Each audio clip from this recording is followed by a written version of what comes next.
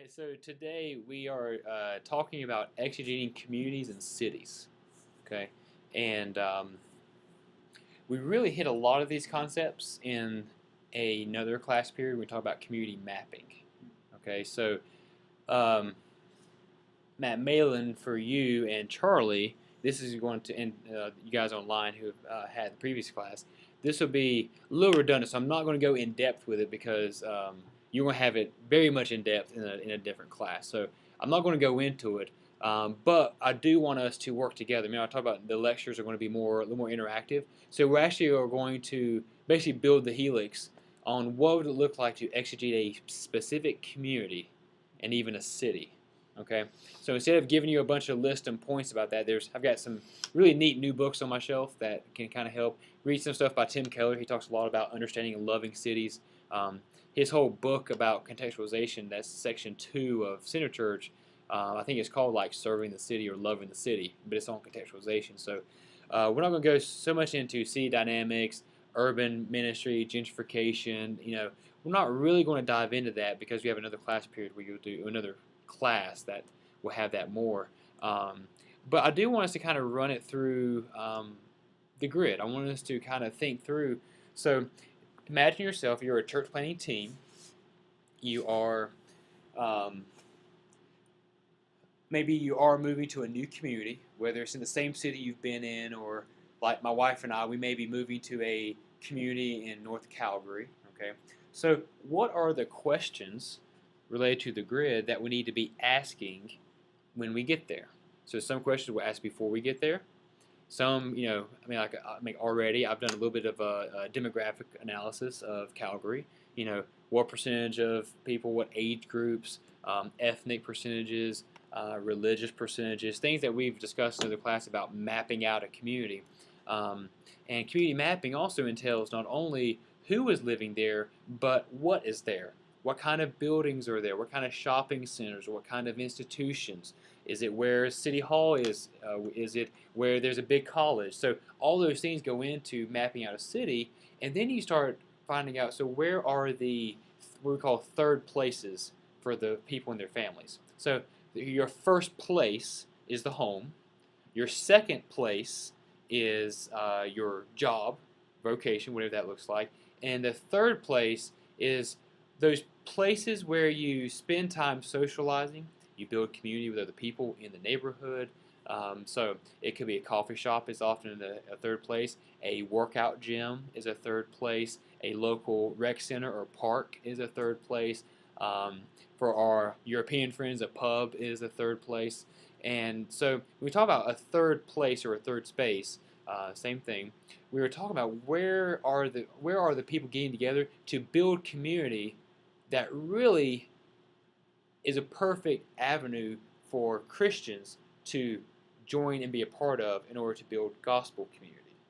Okay, so if in your neighborhood there is a local coffee shop and you know that a good number of people, there are a lot of regulars there. You start spending time regularly at this coffee shop. You are putting yourself in a third place because you're now going to have a group of people to socialize with. A lot of them are regulars, so you may not just see them that one time you're there. You may see them the next Friday.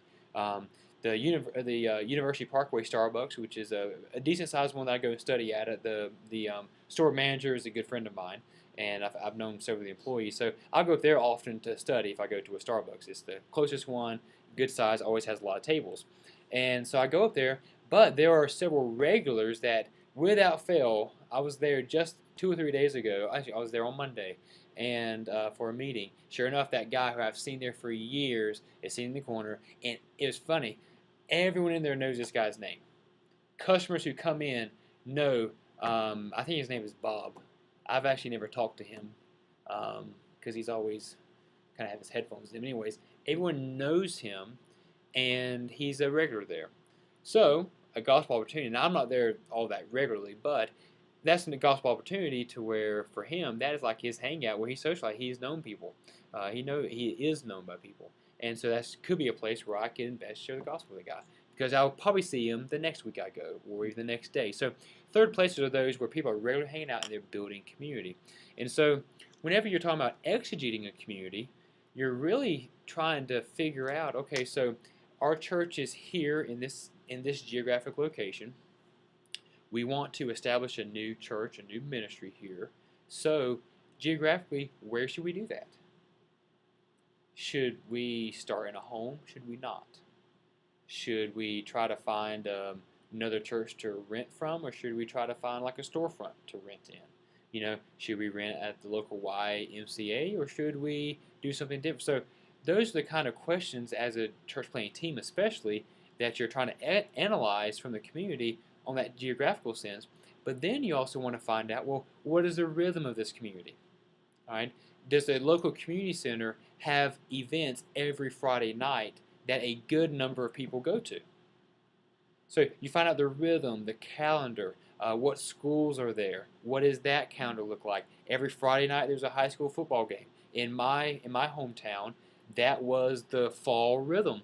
If you were breathing and alive in Richmond County, you were at the football game on Friday night. It's just the way it was. I mean, there'd be thousands of people there. We only have a couple thousand people who live in our city. There'd be thousands there at the Friday night football game. So it's this giant city reunion around our football team. And so when you're exegeting a community, you're letting the community teach you about itself, and you're just simply paying attention. Okay, because a lot of times you can get, like, especially with a church planting team, though. Now I've seen this happen even here in Winston, where the planter, especially if they're moving from out of town, they choose where the church is actually going to meet and establish its Sunday morning worship based on the easiest and cheapest place to rent a building. Now, fiscally speaking, yeah, you want to find a good deal. You want to find a place where your church can meet, the rent's good, you can get a good rental agreement that gives you freedom to do things. That's always a good thing. But what if that neighborhood is already saturated with the gospel? What if there are already several solid churches in that community, but the community 4 miles down the road does not have a gospel-centered church? So you see what I mean? How we often, if we don't do the work of exegeting a community or the city, especially along a church plant team or something like that, then we actually don't know where the needs are. We're not letting the city tell us where to plant next. So let me give you an example of this. This is actually one of the key reasons why we are intrigued with Calgary, is because the way that the city is laid out. I think I mentioned before how what they call a neighborhood, we basically call a city. So there's a neighborhood there on the southeast side called Cranston. And this neighborhood is kind of like a lot of the newer developments we'll see more like Charlotte or Raleigh areas, where it's a lot of residential. They'll have like a place to shop. There'll be a school and a park kind of in the middle of the neighborhood. So you really don't have to leave the neighborhood to do everything you need to. I mean, some even have a movie theater. They have restaurants, a laundromat, a grocery store, a Starbucks, maybe even a Walmart or something else. So you don't have to, drive down to Stratford or to Haynesmall Boulevard, like here in Winston, to get to good shopping. Here they're making it more neighborhood and local. So Calgary as a city is building those type of neighborhoods all over the place. And so in a area about maybe 1.5 square miles, which is really kind of this whole West Salem neighborhood. Remember we drove through, Matt and Charlie. We drove through the neighborhood. We were doing a little community mapping. Take that area here. We have maybe a couple thousand who live in this area. 3, maybe 4,000 people kind of live in this quadrant. In Calgary, they'll put anywhere from 15 to 50,000 people in this same geographical size. So you have a city of 1.3 million people that is really packed in to all these small little neighborhoods. And so you can literally, from your home in this neighborhood, walk within 5 to 10 minutes. You can walk and hit several hundred homes because they're all back to back to back. There's some apartments mixed in, but you have like 9 feet in between homes type of deal, and they're all kind of tall and skinny, very European style. So anyway, these neighborhoods all have a community center built in the middle of it, and that's part of the city planning. They're very family oriented. So the community center has like an indoor basketball gym because it's 9 months of winter. So they have a really nice indoor rec facility for just that neighborhood, not for the city. You don't drive to the other neighborhood where the Y is. You have your own little mini Y inside of each neighborhood, and then you have the bigger one that's a little bit outside as well. But So you have this. So these community centers, they run several events for the neighborhood.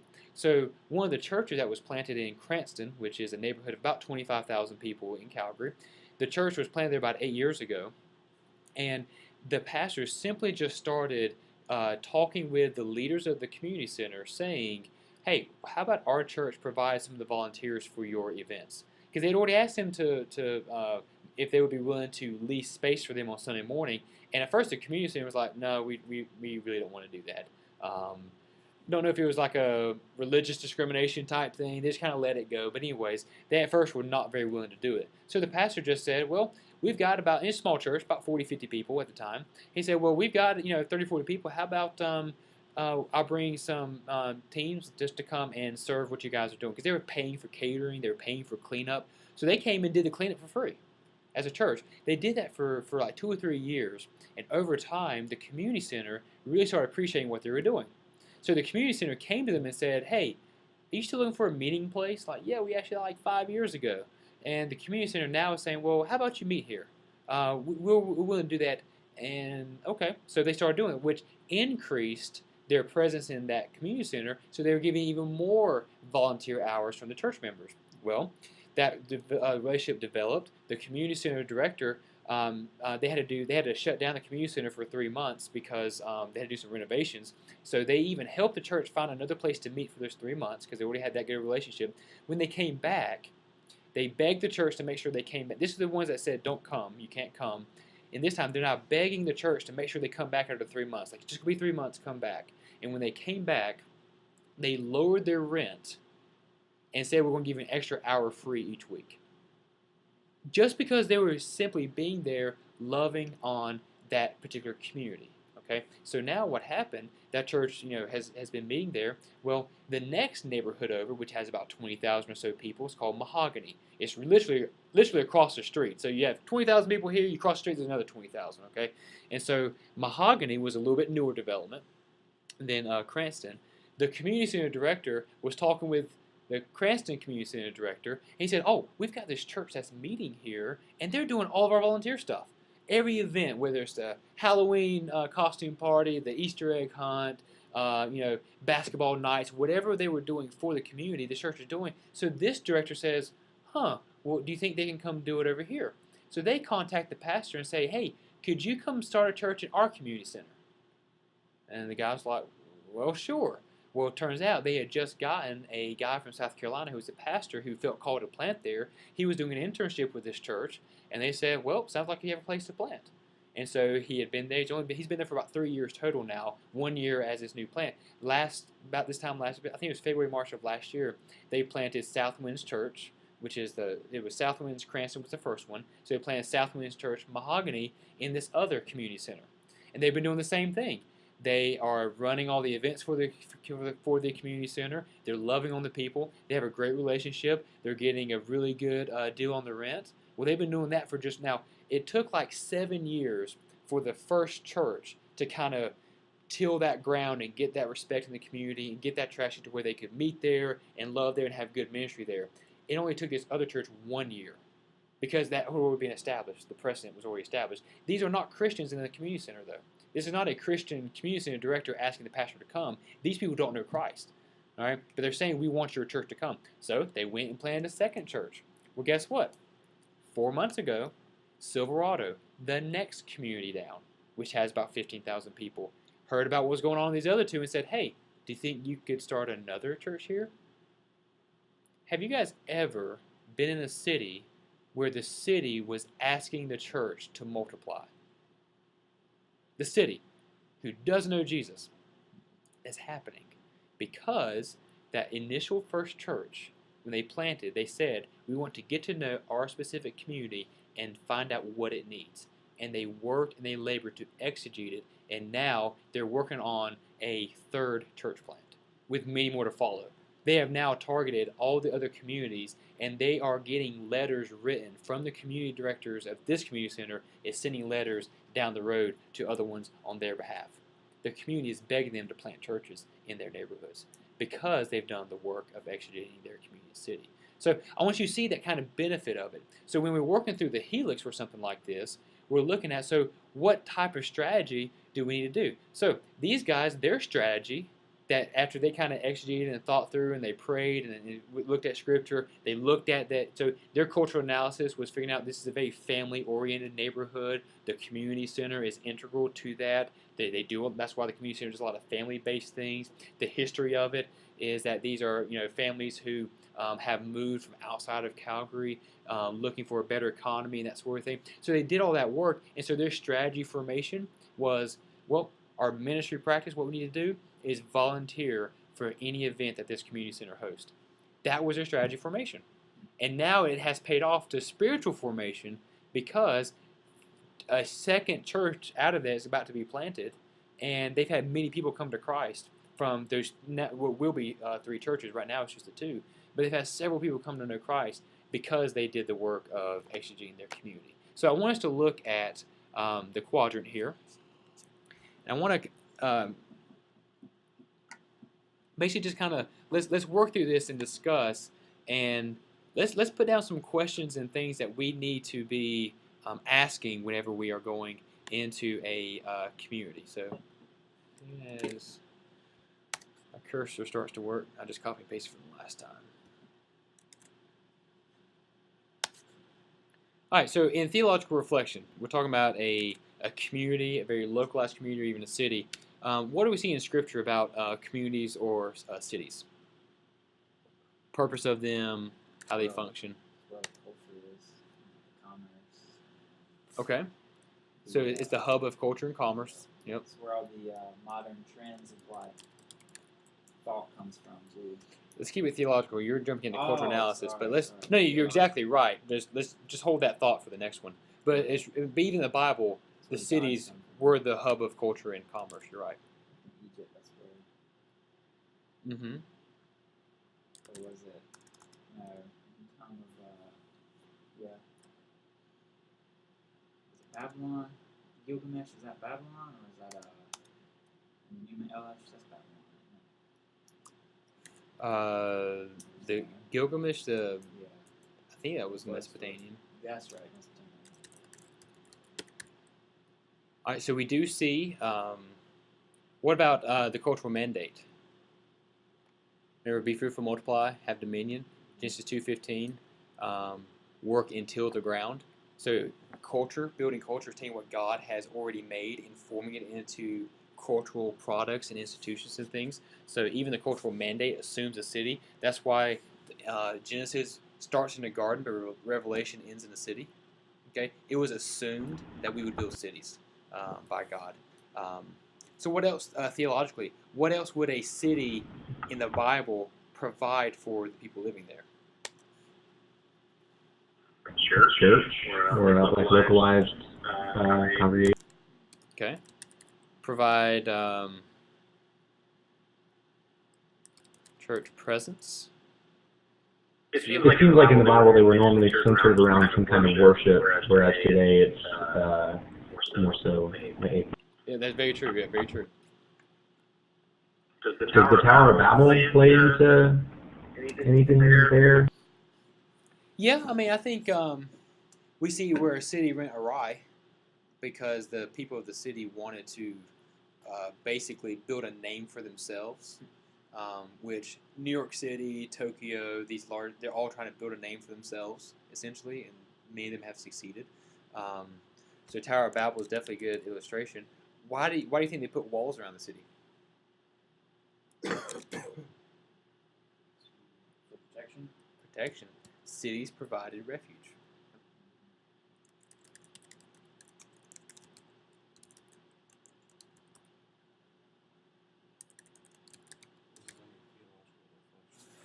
Yeah, we're looking at in the Bible. What's the Bible saying about? What's the Bible say about communities and cities? The Bible and applying helix to biblical cultures. My computer is operating exponentially slowly today. It's a very old computer. Apple has now deemed my computer vintage because they will no longer make new parts. I have to go to like a non-Apple website to buy a part for this because this is a 7-year-old MacBook, believe it or not. This is crazy because it looks just like mine. Yeah. 7 years. 7 years young, right, baby? Thanks. All right, so cities provided refuge, and also provided identity. You were known by the city you lived in. Jesus of Nazareth, Saul of Tarsus. Yeah. And a lot of the identity really came with the ethnic identity too. Like if you were in Samaria, in one of the Samarian cities, you said, "Oh, I'm so and so of this place in Samaria," then a Jew would have looked at you like, "You're a Samaritan," you know. So there was that kind of identity. So theologically, can we say that cities are bad?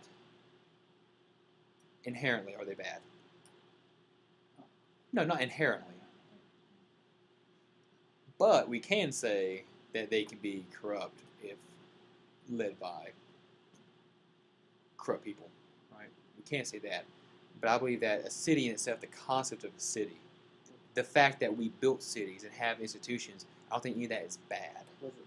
I think it needs redemption now because of the fall, but it's not bad.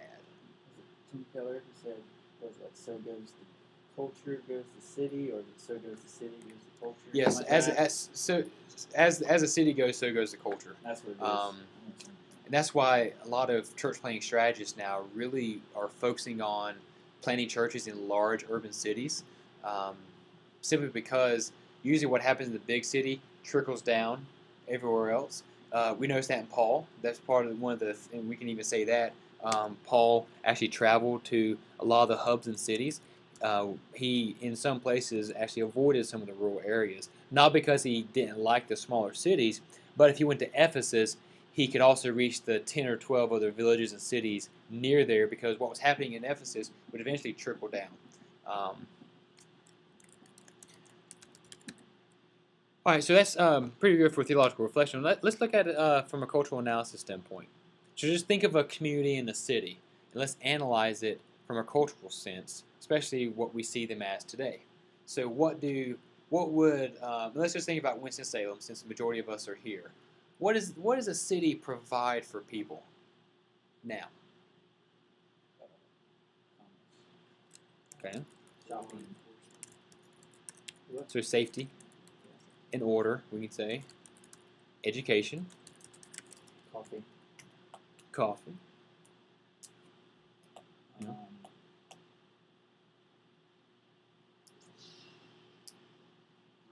The park, no. Yeah. Roadways. Transportation, that's a good one.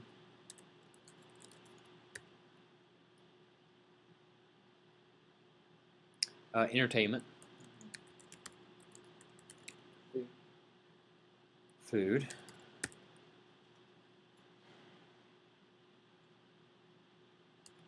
What would be a question if you were in a very specific neighborhood or community and you were planting a church and you wanted to understand that particular, so even think of Watown, Matt, kind of where you're doing some ministry at. What would you want to know about that area? Not the history part, we'll do that, yes, next, but what would you want to know about that area as you're moving into it?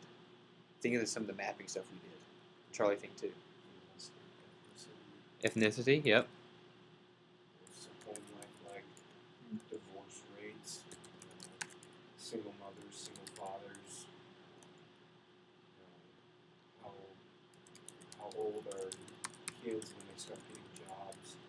Do they get jobs? People primarily live on welfare. Mm-hmm. What's the crime like? Why is it so high in one area? Why these people drink so much but they don't do such and such, or why these people kill people so much but they don't do Or if such it's in an affluent area, how are they just blowing their money on things? That's the issue in Calgary is that there is very low poverty in Calgary. They're so affluent they don't need anything, so therefore they don't need God. He can't give them anything else they don't already have. Yeah, so I mean, so these are all a lot of the demographic things you want to figure out. But when you're exiting a community, and we talked about this in the other class, you don't want to just look at the Census Bureau documents and numbers on the stats. And you can find out percentage of the ethnic breakdown, the poverty level, the median household income. You can find all those things online. But it's when you're talking to individual families who make up that community. So a community doesn't exist unless there's families living there. in close proximity to each other, collaborating for something. Okay, so even interviewing those families and find out, so what are the, going up to someone and say, so what do you think are the top 3 needs in your neighborhood? Well, you may get some answers like, there are too many kids playing in the street. Well, kids playing outside in the street can be good or bad. If it's a street that's kind of shut down, there's no danger, sure. But kids playing in the street can pose a danger for, possibly getting hit by a car, or it could even be related to the issue of, so why are mom and dad just so free to get their kids out? And they're just kind of roaming the streets. There's different ideas. There's playing in the street. I used to play in the street with my brother and neighbors, and we'd play basketball, or we didn't play tackle football, but we'd play like two-man tag football in the cul-de-sac on asphalt, which wasn't always pretty. But we did those things in the street, but we never got hit by a car. But we weren't roaming the streets. Okay, providing we weren't causing mayhem or anything. So yeah, so you want to find out some of the demographic stuff, but you also want to talk to the people there, find out what are the issues happening here, because as a church, you should be seeking to meet those needs, and speak the gospel into as you're doing those. So what about a history of a community? I remember when we went through Walltown, you talked about how there was the airplane stuff there, and that kind of fell through, and now it's impoverished. So stuff like that, like what have the economic changes been? Now, I was actually thinking just that. There are many neighborhoods really close to Piedmont here. Even this neighborhood where Piedmont sits in has changed. Even since I was a student here, a lot has changed. Some of the houses are costing a little bit more, so there are some things that are changing. But why do you have some neighborhoods that 60 years ago they were thriving? It was the middle class hub. There were people taking care of each other. The churches were growing. The new businesses were being started. Now it's like a hub of crime and despair. Well, stuff like in Walltown, what happened here? There was an airplane factory, and it made airplanes, part of the airports and PTI and that sort of thing. But I think they just put together like the seats and components. I don't think they built complete airplanes. There was some type of component they were building. I can't remember exactly what it was. But anyways, when that factory shut down, I think it was in the 80s maybe, 70s or 80s, whenever it shut down, a lot of those people who lived right there and worked at that factory lost their job, so they had to move to other cities or move across town. So when that happened, you have all of a sudden that area is now cheaper to live in because homeowners are desperate to get rid of that, because you don't want to keep your house and live in a place and you don't have a job to pay for it. So they have to leave, but they had to sacrifice the cost of their house. They paid $100,000 for it. They have to sell it for $50,000 because it's better to get out and get a job over in Milwaukee and get rid of this house and lose a little money off of it. You see what I mean? And so when that happens over a whole neighborhood, one house at a time, the value starts to go down to where you didn't have a whole street. The value has gone down by 20-30% as far as the cost of homes because of the factory shut down or some other kind of economic shift. Then you add on a recession that's happening over the whole nation or maybe the state, and what happens is all the people who had jobs and could afford and were doing okay, their cost of their home went down. Those homes were not built to be cheap and sold for only $50,000. They were built to be really nice homes that would increase in value, but they hit a big decrease during this time in the 80s. And so what happens, people who couldn't afford more middle class, they were lower income, maybe some in poverty, that's the only place in the city that they could afford. So that many of them moved there. And it really doesn't all have to do with specific races, though we do see some races kind of conglomerate in one place based on some of those economic factors. But people who are just in poverty move to that area, and then they just foster it, because once they get in there, they get stuck. And that's what exactly is happening in places like Skyline Woods and in Walltown, where the community, the people there, have just gotten stuck. And when you get stuck as a family, when you're the man, you can't provide, you resort to things like alcohol and drugs. You leave your family. So when you leave your family, the mom has to get on welfare, take care of the kids. It creates a dependent culture. So all these things are happening, and you're just trying to plant a church, right? No, you're trying to reach a city. So to reach a city, you have to understand what is the history. Why are these people where they are now? It could be an affluent side of town. The more west you go in Forsyth County, Louisville, Clemens, some of those areas, the housing it increases because those who used to work here, they found a little bit better job somewhere else. Maybe they commute to Greensboro or they found some other type of higher tech job or whatever it was, and then they move away from the low income poverty areas because typically the schools that struggle are in the poverty areas, right? The businesses that struggle in those areas as well. You move away from those, and you have better schools, so you have a better life for your kids. You have better opportunity, all that kind of thing. And so what it is it creates all these divisions in your city. And so when you look at a city, you have to look at it as a waffle. Okay, if you look at a waffle, it has all these tiny squares, but it makes a whole waffle. So when you look at any city, your city is actually a bunch of tiny little squares, and each of those squares can be very different from the square next to it.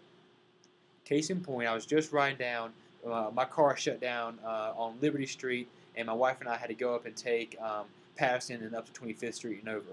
And University Parkway runs right down the middle of downtown and the city, basically. It parallels Highway 52, and it cuts right through downtown.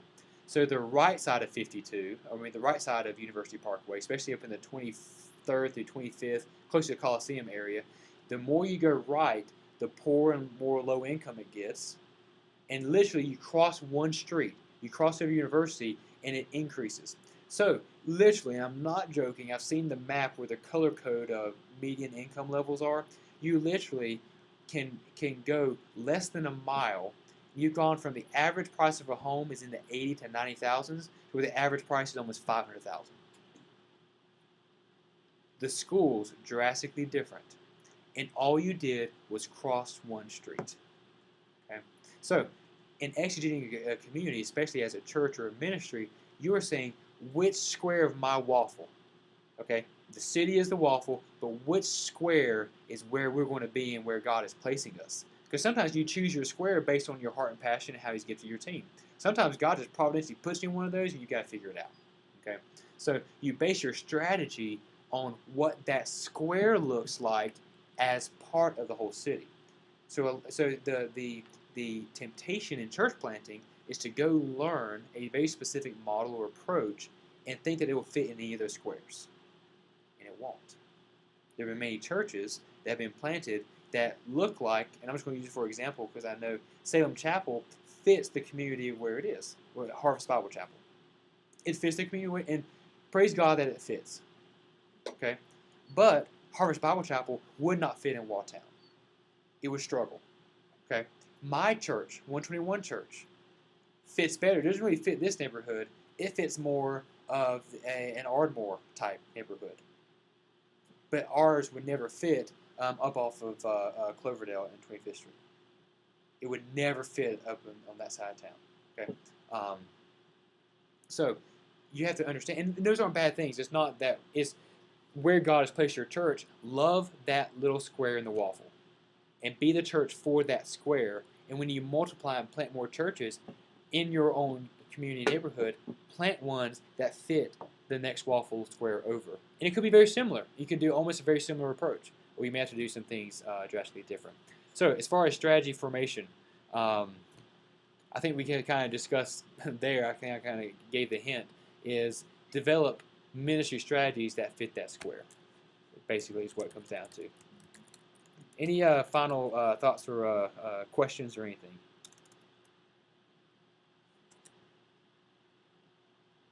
I'm glad about looking at each city is different. Because I remember when you talked to me about this last semester, and you were discussing how unique Winston is in that aspect, which is someone like me coming from High Point and Greensboro, to where you don't just cross over one street and it's like that. High Point and Greensboro, you can tell. I mean, I'm sure you've been to Greensboro. You can tell it's the whole area. Right. Like I can name right now. There's 6 areas in Greensboro. Basically, I can name the 4 that are like the prominent areas, and then the 2 that are like lower class. And it's funny how they're both more downtown now. You know, because of factors, especially in High Point. And that's one thing. Like I remember some of the church planting guys at Southeastern even in Triad Central are talking about High Point.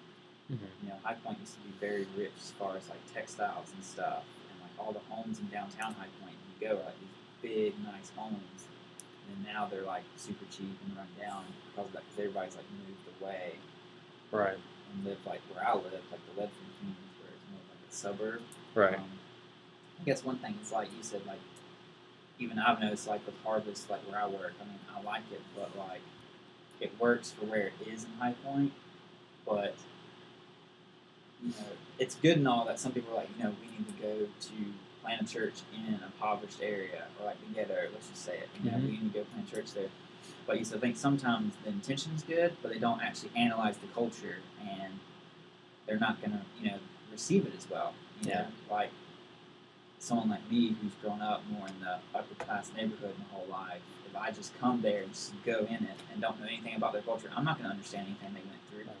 Even though we grew up in the same city, my life has been completely different in everything that they do. And I think that's one thing that's cool to think about is when you examine that way, how you can be more effective. And I think that's helped me learning how to live that out, because I always used to struggle, how do I witness these people? But it's like, well, what can I offer them? You know, like, you know, I can't offer these kids who grew up with, like you said, a single parent who worked 2 jobs. They've had to work a part-time job all through high school, maybe not even going to be able to go to college because their mom just can't afford it. Versus me, like, you know, the exact opposite. Like, you know, it's like that tension, and you don't even... Well, it resorts to what we discussed last week about exegeting people. You know, getting to just learn and understand a person. So you can be the kid from the upper middle class neighborhood who God sends as a missionary to a lower income neighborhood, to a Skyline Village or something like that. You can be that guy, and God does that a lot. So don't ever limit him from that. But you have to do the work of being a missionary and understanding first, I've got to know what these people, the people in this community where God sent me, I need to know them. I can't just impose what I used to do with my buddies or how we used to start churches in there. I have to do here. And then it gets even more complicated when you have a church that's in a specific geography, but people from other waffle squares start to come. So then, a lot of times, your church may not be quite as contextualized. It may be more of a general thing, but your small groups, because they are more geographically located in different waffle squares, maybe your home groups or something like that, or other things, maybe those are far more contextualized in a way. So you're a lead pastor, and you're having to teach your small group leader how to understand and execute their community, which is a good thing. We're going to talk about that in a couple lectures. So anyways, well, guys, time to wrap it up. Thank you.